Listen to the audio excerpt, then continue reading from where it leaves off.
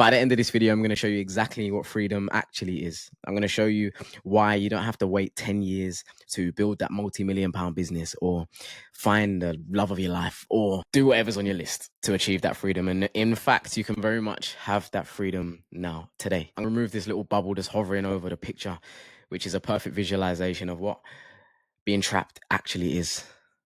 And as the inverse, we'll know what freedom is. Freedom isn't a number. Freedom isn't a feeling that just arrives when we hit the finish line or when we arrive to the finish line. And as I said at the start, only prisoners are obsessed over freedom. Only a prisoner thinks about freedom every day. So are we prisoners? So look, without further ado, let me just move this picture. I thought it was a fantastic graphic, so I involved it. Have a look. That's someone's head. And inside of it, there's a bar, as you can see. And we very much see that the freedom is not external, but is an internal thing. That in this picture, it is a visualization, a representation of how it doesn't matter about our external circumstances. It doesn't matter about what we have, what we've achieved. If we are not free in this thing, no matter your head, if we're not free in our minds, we cannot be free. This is something I've learned the hard way. But I'm going to show you exactly how you can tap into freedom today. And you haven't got to wait for years or a milestone that you're going to hit. And in fact, it is a fallacy. And that word is amazing because look, boom, here we go. The first concept that we need to know, the first thing we need to understand is it's a concept in psychology called the arrival fallacy. Now, look, let me be open and honest and all that stuff with you. I've experienced this. I've done things 15-year-old me would have been like, oh, amazing. I would have been happy if I achieved that stuff. Right. And that question again is, haven't we already achieved things the younger version of ourselves would have thought would make us happy, but it hasn't? Likewise, haven't we already attained things that our younger self would have thought would make us free? But for some reason, we still don't feel free. When I was by myself across the other side of the world, working out on my laptop, or when I was just during the day whilst everyone else I knew was at work, I was just on my laptop, able to go wherever. It was in both of those moments that I felt a deep sense of not freedom. I felt a deep sense of lack. I felt a deep sense of like an anticlimax. And that is what the arrival fallacy is. The arrival fallacy originally sort of was looked into heavily when there was this fighter called Israel Adesanya. This happened with a guy called Tyson Fury. You probably heard of him as well. But these guys have been really open and said that they spent their whole life, visualizing, thinking about this one goal they wanted to achieve. So in Tyson Fury's case, this was being heavyweight champion of the world. That's all he ever thought about. I'm heavyweight champion of the world. When I'm older, I'm going to be heavyweight champion of the world. Every year throughout his youth was about being heavyweight champion of the world. Every day of his life was about this goal, right? And anyways, long story short, he trained, he did his thing, he's had his come up and all that stuff and whatnot. And there was this famous fight, right, against heavyweight champion at the time called Vladimir Klitschko. You might have heard of him. Great fighter. And Tyson Fury came in and it was this big thing, big press conferences, all of this stuff. And then the fight night happened and he performed fantastically, out of this world. He had all of the belts and the childhood dream. He achieved it. He done the thing his whole life was set out to do. Fast forward some short time later and he had retired from boxing. He was like 200 pounds overweight. He was an alcoholic. He had multiple suicide attempts and ultimately, he was in a very, very dark place. And he's been really open about his journey and he's ended up coming back, right? But what he spoke about was this arrival fallacy. He had spent his whole life doing everything every day for this one goal that he thought would bring him the freedom and happiness that he so desired, right? We thought we was going to land there and bang, happiness arrived with the goal. And it doesn't. And time after time it happens. You'll hear millionaires talk about it, athletes talk about it, everybody talks about it that hits those goals that they wanted to achieve. And what can we learn from that? Well, a couple things is that hit the goal, feel nothing. Milestones get replaced once they're reached. In human psychology, our minds are not wired to achieve things and stop because it doesn't help our survival. If you think about it, if we just felt all of these things once we hit a goal, we wouldn't be incentivized to hit any more goals. And as a byproduct of that, our species wouldn't end up surviving. So what happens is when we hit milestones, they get replaced. Our brain quickly replaces them for the next thing to ensure of our survival.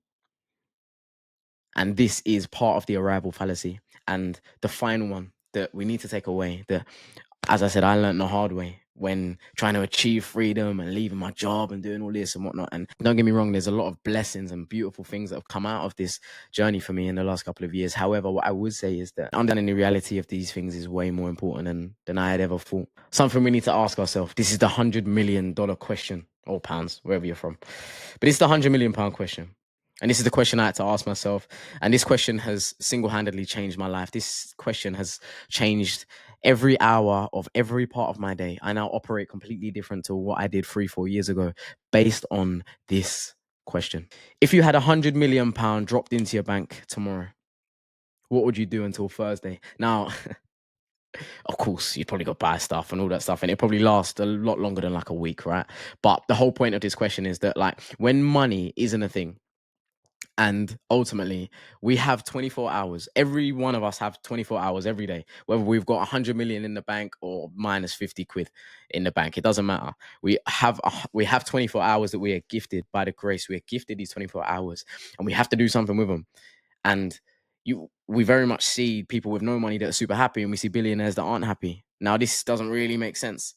But what I would say is that it's like we can have both when we answer this question. So practically, we're going to go through how to sort of step into this freedom and understand how to achieve this joy and freedom that we so desire, like today, and not have to wait 10 years for it or until we've hit some milestone for it. But if you had 100 million dropped into your bank tomorrow, what would you do until Thursday or until Friday night when you know what I mean, it opens up again? Yeah. For me, I'd ask this question, and I thought about it. I thought long and hard about it. And I've built my life, I've built my reality around this so that every day I'm able to do these things, irrespective of anything. When the £100 million comes, and without the £100 million, I get to do all of these things. So look, for me, it was right. I'd wake up at like a decent time, or I don't like laying in. I'd wake up and I'd like read. I'd get some information in, maybe through a podcast, maybe through reading, maybe, and then I would also want to like write about this stuff, like what have I learned and how does what I've learned make me feel. So I'd want to write. I love writing. I'd write something about something. Then after that, I'd get the urge to go and train. So cool, I'd go and train. I'd either train combat, jiu-jitsu, boxing, something like that, or I'd go lift weights, or if I fancy it, I'd go do both. Then after that, I'd go teach someone how to do the exact same. I'd teach somebody how to train, how to get in shape, how to eat, what to eat, blah, blah, blah, blah, blah. And now I'm a personal trainer. This is sort of what I do. Then after that, I would spend some time, some great quality time with friends. Or even in training, I'd train with some friends. Then I'd eat healthy food, enjoyable food. I'd sit in the sun.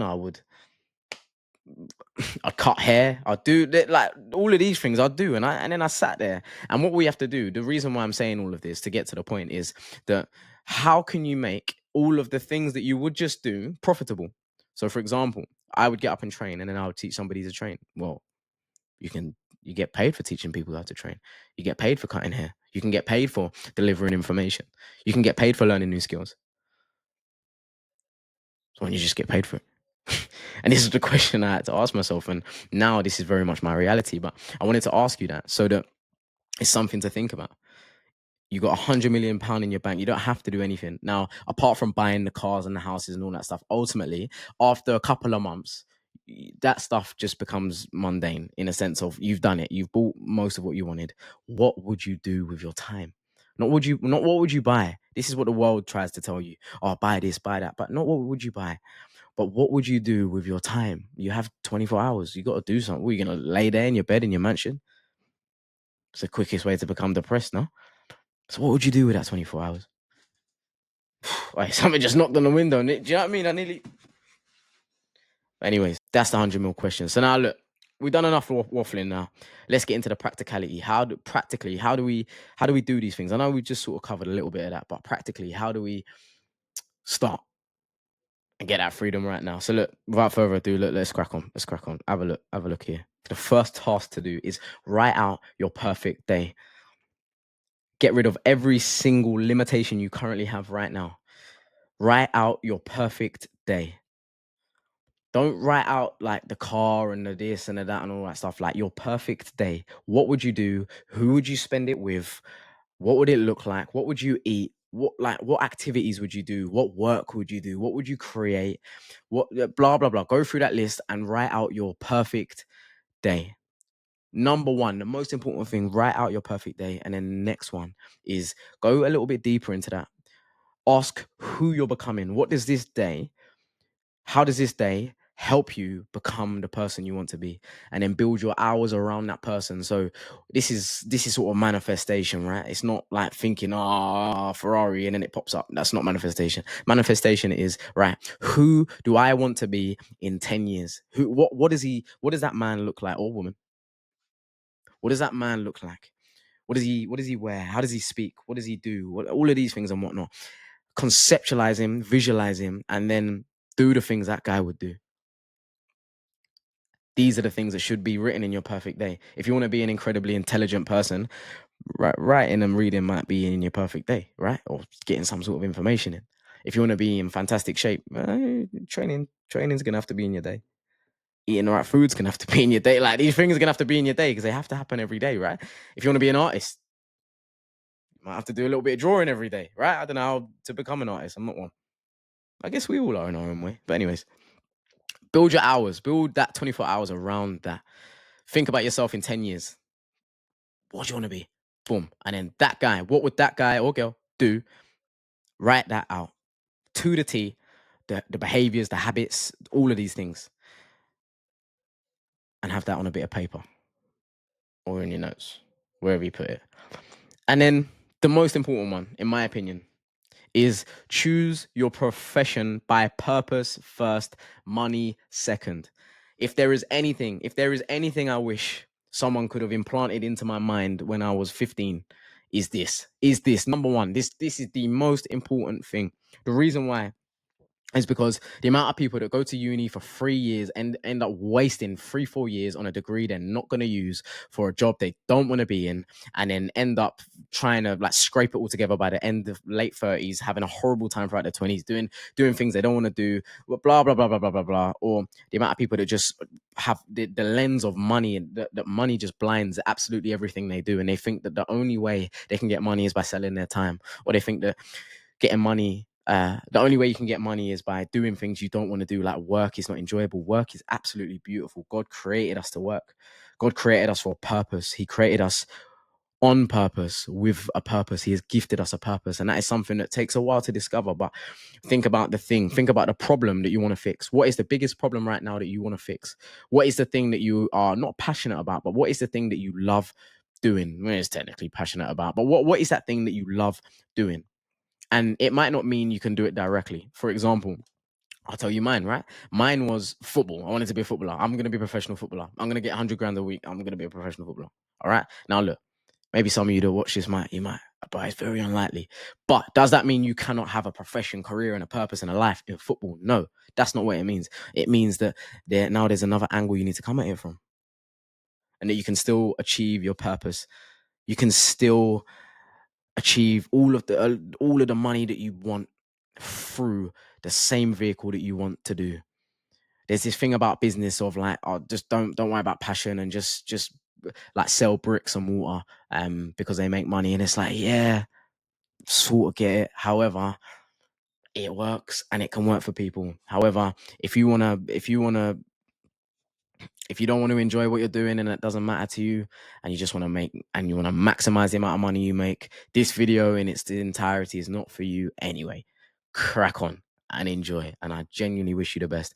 However, if you are somebody that is a little bit more conscientious, a little bit deeper in your soul, a little bit more purpose and passion and love driven, and that you want to do things for a purpose, you don't just want to clock in and clock out, then this video is for you. Choose your profession by purpose first and money second. A wise man said to me that if you love what you do, you'll never work a day in your life. If you love your work, it won't feel like work. And I can truly testify this, that you may have done this before, but you may have had a job or a task or something to do that you was encapsulated in. You really enjoyed it. It was fantastic. And I can guarantee that throughout that whole time you done it, you probably didn't really get too hungry. You probably didn't get bored. You didn't think about anything else. You was like, wow, this thing, I love doing it. You wasn't thinking about money, all of that stuff. Now, just imagine that you could do all of those things. You could do that thing and get paid for it. Win, win. And through this, we are able to achieve and step into and tap into this freedom and joy that this whole video is about, right? This whole video is built upon this freedom. And I wish somebody told me this when I was younger. I wish somebody said, "Oh, what's your purpose? Like, why are you here?" It's a process, but what I would say is that you might already know it. Tap into it. And money flows from this. Money flows because when you get money flows from anything you're good at. This is the truth. So get good at the thing you enjoy. How much easier is it to get good at something you enjoy rather than something you don't enjoy? When you're sitting there and you're and this is what I was doing. I was sitting there, I'm typing away on a laptop in an office and around people I didn't really want to spend all my days with and doing something I wasn't super passionate about, didn't have the autonomy I wanted and wasn't able to be as creative and intense as I wanted to be. And it was eating away at me. And I've also managed to do something where I'll put my heart and soul into it, and something I would spend 15 hours a day doing, no problem, and absolutely love it and not think about money. I want to add a question to this. If money wasn't a thing, and remember that question that's on this. Basically, if money wasn't a thing, what would you do? But yeah, without further ado, I hope that helped. I hope that brings an understanding of freedom a little bit better, because I see a lot of us chasing freedom, and I want freedom and freedom to, yeah, for what? Freedom, like once you get freedom, you still got 24 hours. What are you gonna do? And that we don't have to wait all of these years for that freedom that we so desire, and we can very much have it right now. Freedom is here. Freedom is in here. It is not outside of you. Freedom is internal. It is not external. But yeah, until the next one, lots of love. I'll see you in a bit.